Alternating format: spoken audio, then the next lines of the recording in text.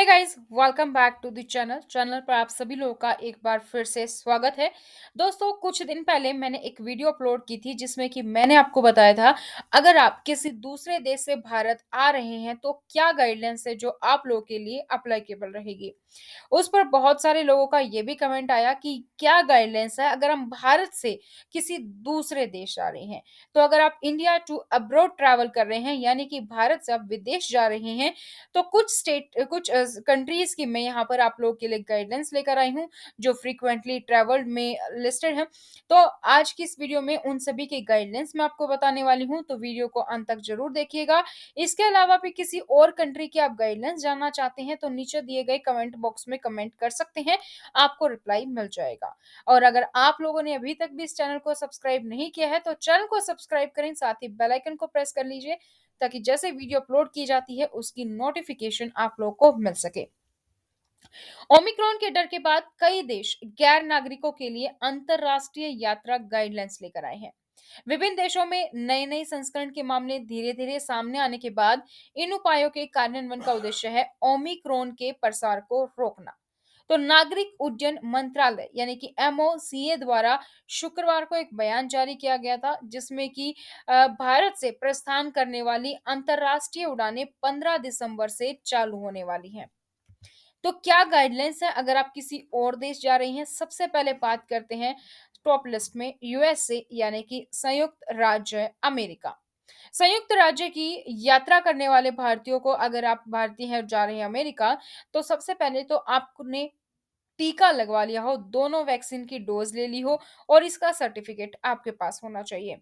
2 वर्ष से अधिक आयु के यात्रियों को उड़ान से 1 दिन पहले, अगर आप 18 साल से कम के जो लोग हैं भारत में उनको वैक्सीन नहीं लग रही है, तो अगर आपका 2 वर्ष से अधिक आयु है, 2 साल से कम बच्चा है, तो उसको आरटी-पीसीआर करवाने की ज़रूरत नहीं है।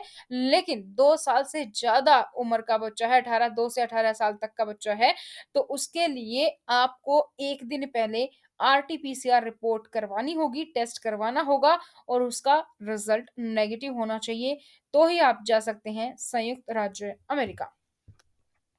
सेकंड बात करते हैं कनाडा की। अगर आप कनाडा जा रहे हैं तो क्या गाइडलाइंस है? तो भारत से सीधी और अप्रत्यक्ष दोनों ही उड़ानें चालू, आप डायरेक्ट जा सकते हैं, इनडायरेक्ट जा सकते हैं। सभी यात्रियों को इसके लिए निर्धारित करना है कि जब आप प्रस्थान कर रहे हैं उससे 18 घंटे पहले आपने कोविड का टेस्ट करवा लिया हो और जो कि नेगेटिव होना चाहिए। परिणाम जेनेस्ट्रिंग प्रयोगशाला से प्राप्त किया जाना चाहिए। जिन भारतीयों का कोविड-19 संकुचन का इतिहास है, यानी कि हिस्ट्री है कोविड-19 की, उन्हें एक पॉजिटिव आणविक परीक्षण भी प्रदान करना चाहिए। तो परीक्षण एक प्रमाणित भारतीय प्रयोगशाला द्वारा जारी किया जाना चाहिए। कुल मिलाकर अगर आप कनाडा जा रहे हैं तो आपके पास नेगेटिव आरटी-पीसीआर रिपोर्ट होनी चाहिए 18 घंटे पहले की। ठीक है? ये आपको ध्यान रखना है। अब बात करते हैं रशिया यानी कि रूस की। तो किसी तीसरे देश के हस्तक्षेप से बचने के लिए भारतीय यात्रियों को सीधी उड़ानों से यात्रा करने की सलाह दी जा रही है कि आप डायरेक्ट ट्रैवल करें। यात्रा करने वाले यात्रियों को कोविड-19 उपयुक्त व्यवहार का पालन करना आवश्यक है। Mask, sanitiser, social distancing. जब आप जाएँगे तो आपको जो है कोविड-19 का नेगेटिव सर्टिफिकेट चाहिए आरटी-पीसीआर का और आत्म पृथक का प्रमाण भी देना होगा। इसके अलावा आप Botswana, Eswatini, Lesotho, Madagascar, Mozambique, Namibia, दक्षिण अफ्रीका, तंजानिया, जिम्बाब्वे की यात्रा करने वाले यात्रियों को, अगर आपने हाल ही में यात्रा की है तो आप रशिया नहीं जा सकते हैं, उनके लिए अभी बैन है, प्रतिबंधित है। अब बात करते हैं चीन की। तो आप अगर चीन जाना चाहते हैं तो परमिट धारकों और नागरिकों को छोड़कर सभी यात्रियों के आगमन पर अभी के लिए चीन में यात्रा प्रतिबंधित है। यात्रा करने के इच्छुक भारतीयों को आगे के निर्देशों का इंतजार करना होगा। आप जा सकते हैं अगर आप चीन के निवासी हैं, आपके पास परमिट है या आप सिटीजन हैं चाइना के, तो ही आप जा सकते हैं। बाकी लोगों के लिए अभी यात्रा रोक रखी है चीन ने, तो वहां अभी आप नहीं जा सकते हैं। इसी तरीके से बात करें अगर जापान की, तो आने वाली सभी उड़ानों के संचालन पर 1 महीने के लिए यहाँ पर भी रोक है। 1 दिसंबर 2021 को जो कि प्रभावित हुए हैं, तो ये 1 जनवरी के बाद ही जो नई गाइडलाइंस आएँगी उनकी, उसके बाद ही देखा जाएगा कि जो बैन है वो हटता है कि नहीं, उसके बाद ही आप जा सकते हैं।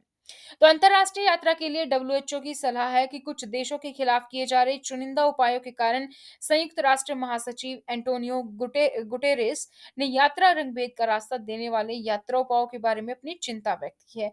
तो बेसिकली आप कहीं पर भी जा रहे हो, सबसे पहले आपको आरटीपीसीआर रिपोर्ट करवानी जरूरी है। जैसे चीन और जापान, वहां पर अभी के लिए बैन है। यूएसए, रशिया और कनाडा का मैंने आप लोगों को बता दिया है।